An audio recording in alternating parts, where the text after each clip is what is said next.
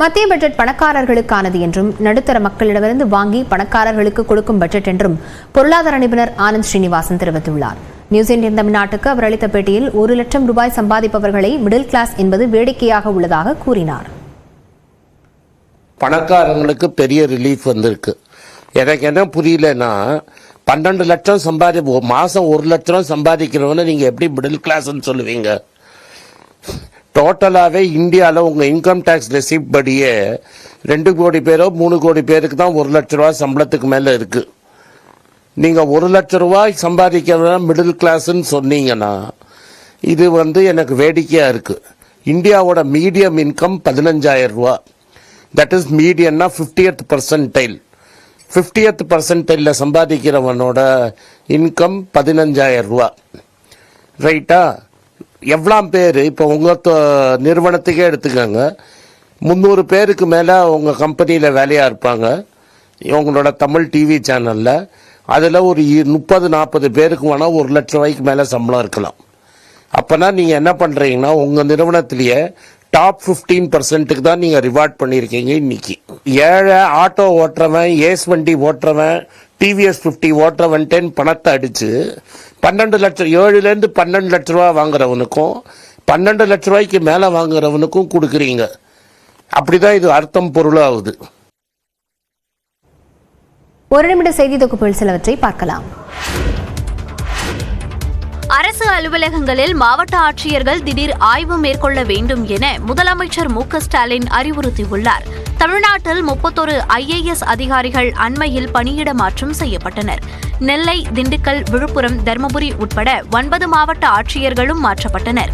இந்நிலையில் புதிதாக பணி நியமனம் செய்யப்பட்ட அதிகாரிகளுக்கு பணியாணை வழங்கும் நிகழ்ச்சி நடந்தது. அப்போது அதிகாரிகளுக்கு முதலமைச்சர் சில அறிவுறுத்தல்களை வழங்கியுள்ளார். குறிப்பாக அரசு அலுவலகங்களில் மாவட்ட ஆட்சியர்கள் திடீர் ஆய்வு மேற்கொள்ள வேண்டும் என முதலமைச்சர் மு.க.ஸ்டாலின் அறிவுறுத்தியுள்ளார். அதேபோல சட்ட ஒழுங்கை நிலைநாட்ட காவல்துறை அதிகாரிகளுடன் இணைந்து செயல்படவும் கேட்டுக் கொண்டுள்ளார்.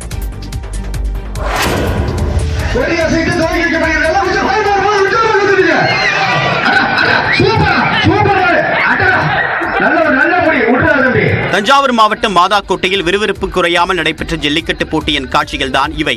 லூர்து மாதா ஜல்லிக்கட்டு பேரவை சார்பில் நடைபெற்ற போட்டியை வருவாய் கோட்டாட்சியர் இலக்கியா கொடியசைத்து தொடங்கி வைத்தார். முன்னதாக போட்டியில் பங்கேற்ற 358 மாடுபிடி வீரர்களுக்கு மருத்துவ பரிசோதனை செய்யப்பட்டு உறுதிமொழி ஏற்றுக்கொண்டனர். இதைத் தொடர்ந்து 637 காளைகளும் மருத்துவ பரிசோதனைக்கு பிறகு வாடிவாசல் வழியாக ஒன்றன் பின் ஒன்றாக களமிறக்கப்பட்டன. இதேபோன்று நாமக்கல் மாவட்டம் குமாரபாளையத்தில் ஜல்லிக்கட்டு போட்டி விறுவிறுப்பாக நடைபெற்றது. 600க்கும் மேற்பட்ட காளைகள் வாடிவாசல் வழியாக அவிழ்த்துவிடப்பட்ட நிலையில் 300க்கும் மேற்பட்ட மாடுபிடி வீரர்கள் குழுக்களாக களமிறங்கி காளைகளை அடக்கி பரிசு பொருட்களை தட்டிச் சென்றனர்.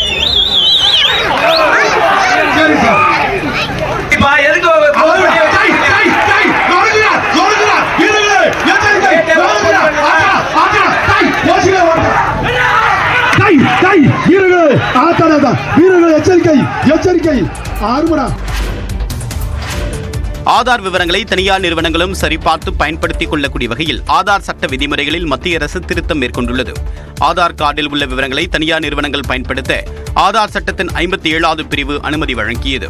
ஆனால் அது தவறாக பயன்படுத்தப்படுவதாக கூறி கடந்த 2018ஆம் ஆண்டு உச்சநீதிமன்றம் இதற்கு தடை விதித்தது.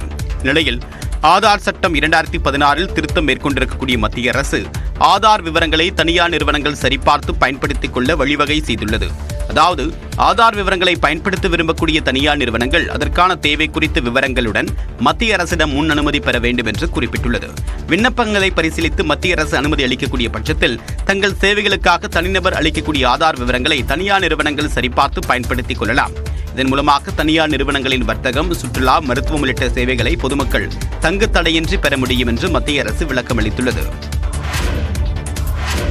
கடைகளில் பயன்படுத்தப்படும் 19 கிலோ எடை கொண்ட வணிக பயன்பாட்டு சிலிண்டர் விலை சென்னையில் ₹6.50 குறைந்துள்ளது. கச்சா எண்ணெயின் சர்வதேச விலை நிலவரத்திற்கு தகுந்தபடி சிலிண்டர் விலையை எண்ணெய் நிறுவனங்கள் அவ்வப்போது மாற்றி வருகின்றன. அந்த வகையில் சிலிண்டரின் விலை கடந்த சில மாதங்களாக மாதத்தின் முதல் நாளில் மாற்றப்பட்டு வருகிறது.